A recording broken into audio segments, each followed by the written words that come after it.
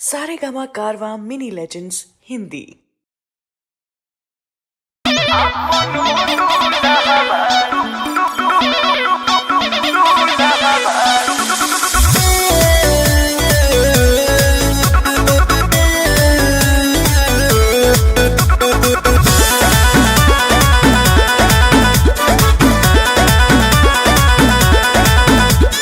देखी देखी उनका के मन तरसेला, भीतर से कुछ कुछ होला हो।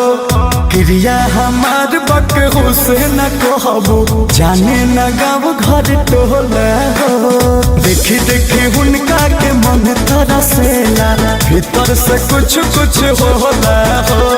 क्रिया हमार बक हुसैन कहबो, जाने न गाँव घर टोला हो।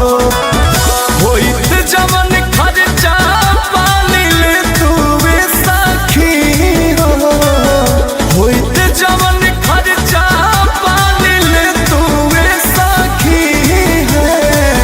अपनो दुल्हवा एक दिन दे तुवे सखी, अपनो दुल्हवा एक दिन दे तुवे सखी।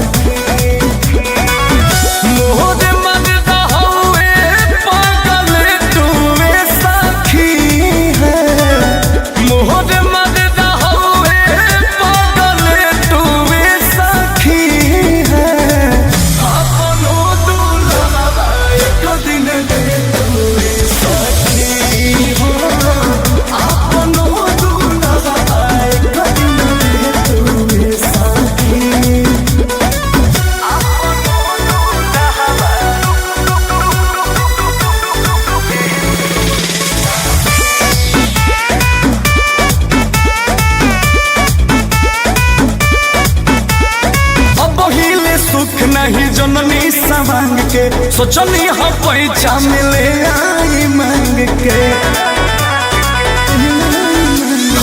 पहिले सुख नहीं जननी सवांग के सोचनी हो पैसा मिले आई मांग के।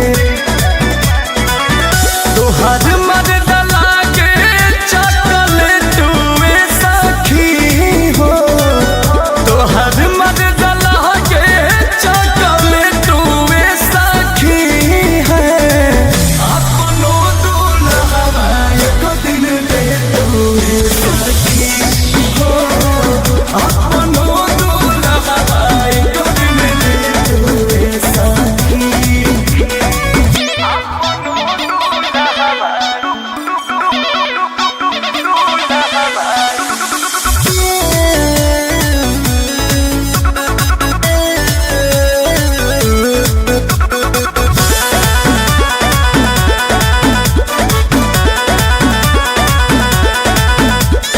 अंकुश राजा पवन जैसन भेटाई, जिंदगी हमार रंगीन हो जाए, रंगीन हो। अंकुश राजा पवन जैसन भेटाई, जिंदगी हमार रंगीन हो जाए।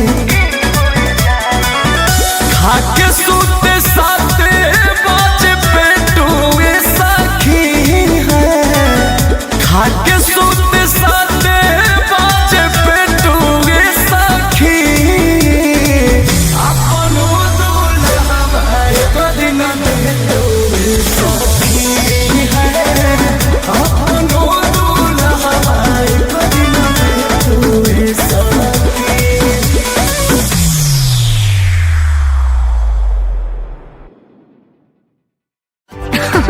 अरे पूरा इंडिया हिली बाबू, खाली तू देखत जा।